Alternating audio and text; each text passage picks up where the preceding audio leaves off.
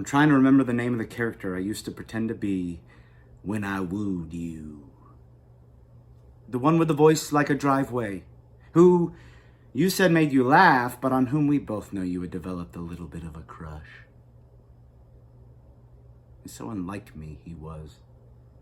This character being based on a guy I knew who owned a liquor store and a sun lamp.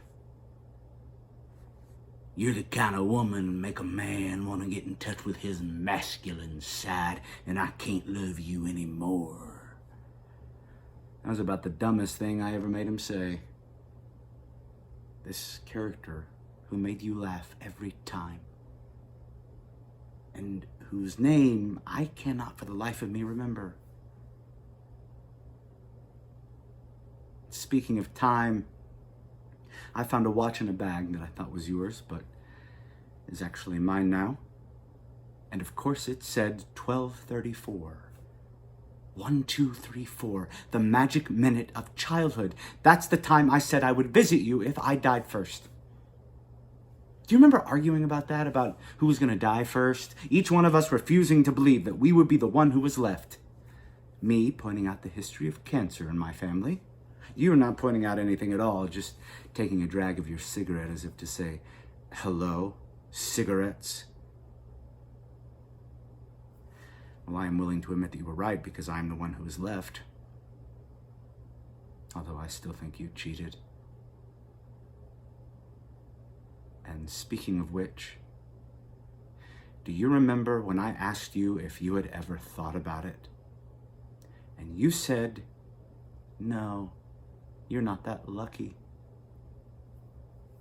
And an answer I now realize is more loaded than any gun we ever kept under the mattress, which I had to give away anyway.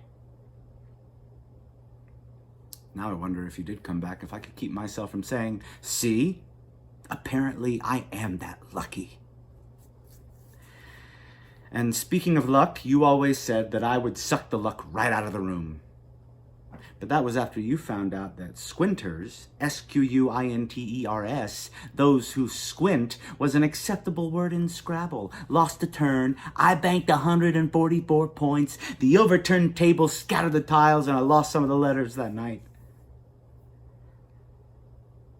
And speaking of letters I can't find, you never left me one. Never left a note or a sign. When the police finally let me back into the apartment, I found nothing. My breath arrived each day with the mail.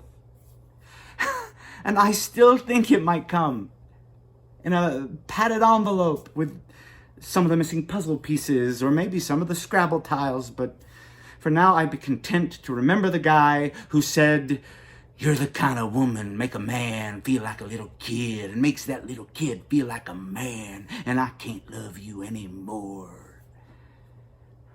That character who you loved, that I pretended to be, and whose name I cannot remember for the life of me.